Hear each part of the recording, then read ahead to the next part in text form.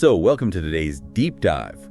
We are looking at something pretty fascinating today. It's this tension between our human expectation of, immediate justice and the concept of divine mercy. Yeah, it is a huge topic. And we've got a really great mix of sources for this. A daily devotional, some historical notes on Psalm 103, and this really interesting reflection on a street evangelism encounter. Right, that street evangelism story is wild. Yeah. But before we get to that, think about how our technology works. Like, you type in the wrong password, you get an immediate error beep. It's just totally binary. Exactly, yeah. You input a mistake, and boom, you get an instant, completely predictable consequence. Right. So what happens when you take that digital operating system mindset and try to apply it to morality? Well, that brings us right to that evangelism story you mentioned. It is such a perfect example of this. It really is.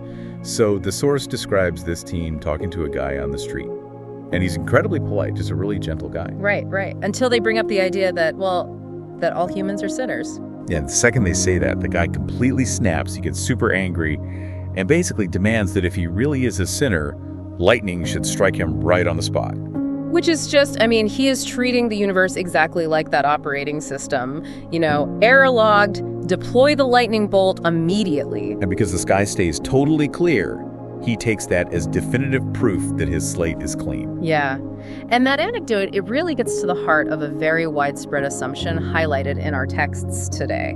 We naturally think that if God is truly righteous, sinners shouldn't just be walking around freely without any consequences. Okay, but I have to play devil's advocate here for a second, based on what the source material brings up.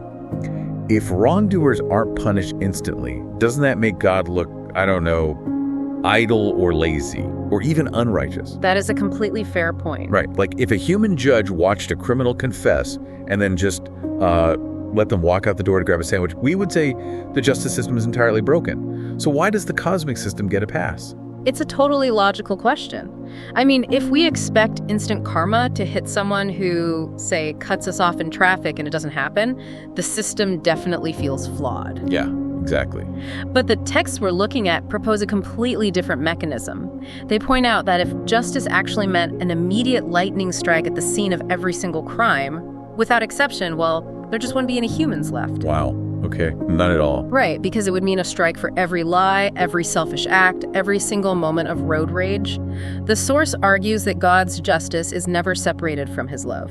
So basically, the lack of a lightning strike isn't actually proof of innocence. It's more like a stay of execution. Exactly.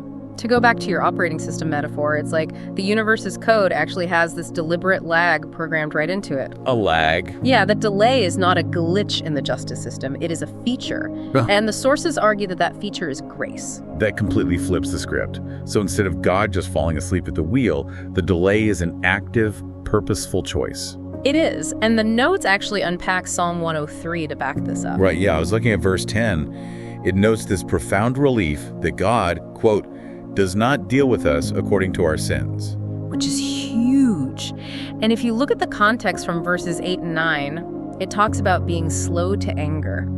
The notes explain that being slow to anger is an active choice of deliberate grace. It is not divine negligence. It's a purposeful pause. Exactly, a pause to give people time to change course. Which makes so much sense. Because think about how exhausting it is to live expecting that instant error beep.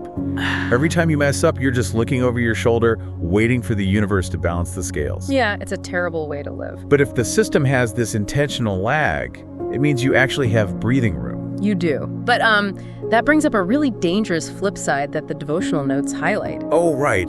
Because we are so geared toward cause and effect. Yes. When we don't get struck by lightning, we often just assume we didn't actually do anything wrong in the first place. Oh, man.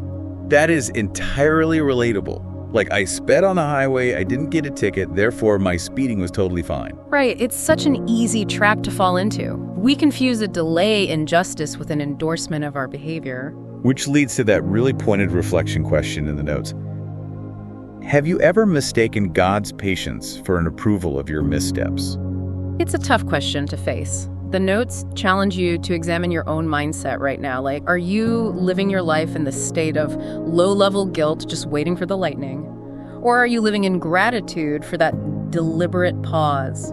it fundamentally changes how you view your own life. It really does. But, it also forces you to look at how you treat everyone around you, too. Absolutely. And I think that leaves us with a really powerful final thought to mull over today. I'd love to hear it. If ultimate divine justice deliberately holds back immediate punishment out of profound love, well, how should that fundamentally change the way you demand immediate justice for the offenses of the people in your own life?